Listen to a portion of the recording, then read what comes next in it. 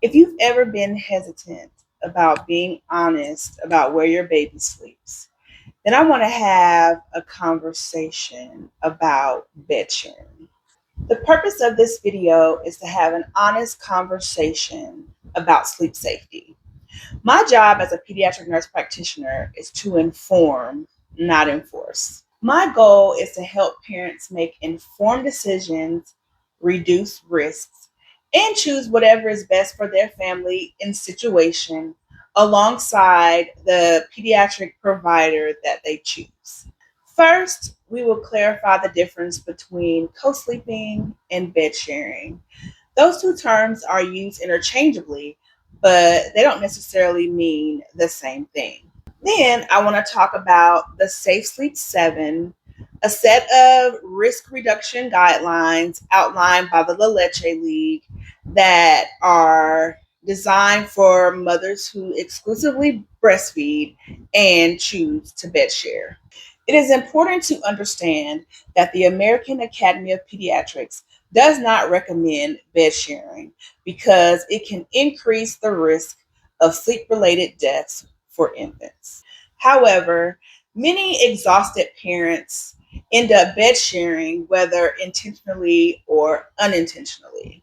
So, this part of the conversation is about risk reduction for parents who choose to bed share while also understanding that bed sharing is not recommended by the American Academy of Pediatrics. So I spoke on this before, but I wanted to briefly touch on it again. Bed sharing is a form of co-sleeping, but it is not the same because co-sleeping can also be room sharing. So bed sharing is actually when the parents and the baby share the same sleep surface. So they're sleeping in the same bed.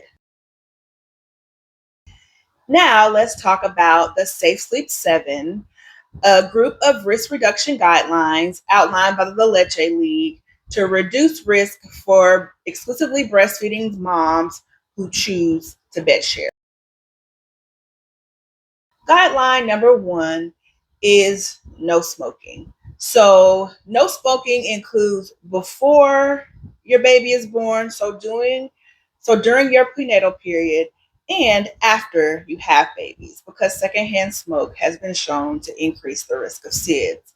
So, if anyone smokes in the family, whether inside or outside, this this risk reduction guideline covers that. Absolutely no smoking. The second guideline is sober parents.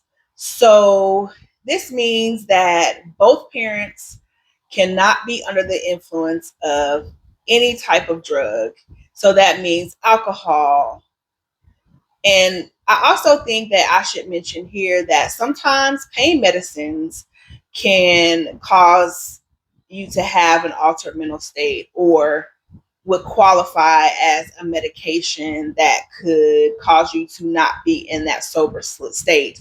Because with a lot of the narcotics that are prescribed for pain, one of the side effects is sleepiness. And so it might cause you to sleep deeper, which would not create that safe environment for bed sharing.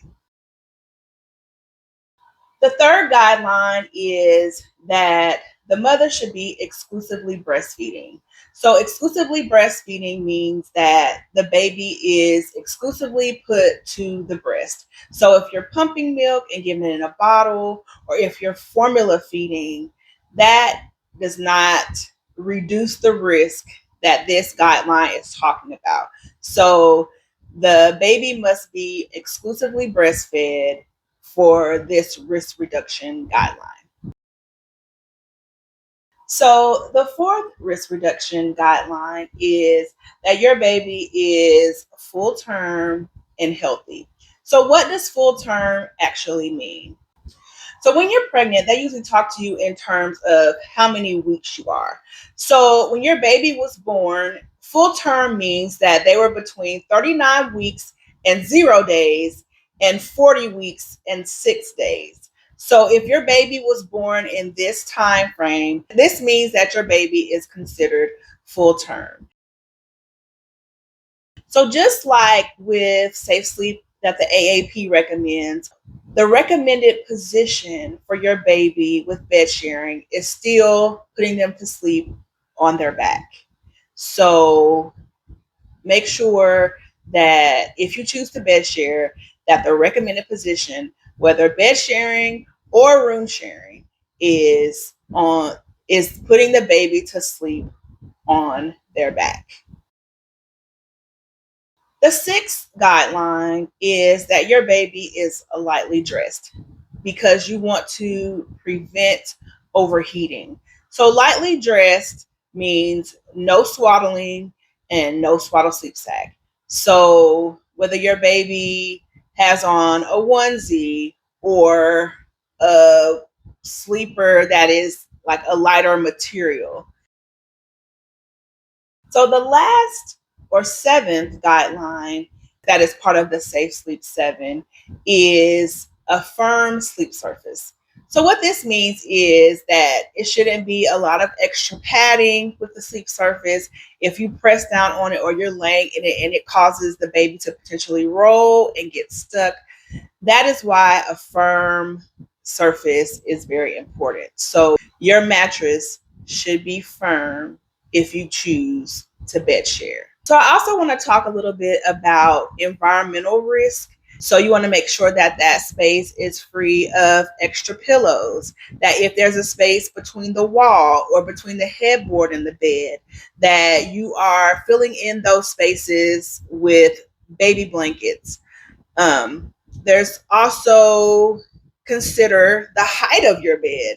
Like if your baby were to roll accidentally and fall off the bed, you don't want them falling from a high area. You want to avoid sofas and recliners for your seat surface.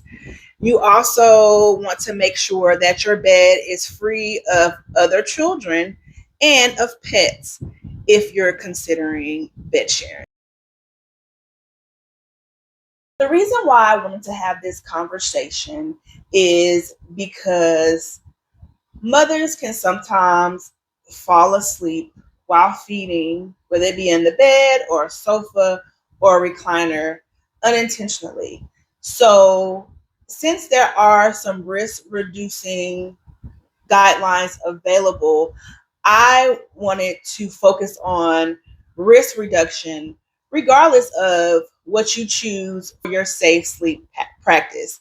I want to encourage honest conversations between you and your primary pediatric provider so that you can be prepared for bed sharing, whether that is your choice, whether culturally or that's just something that your family wishes to do, or if it's unintentional, like you fell asleep because you were exhausted.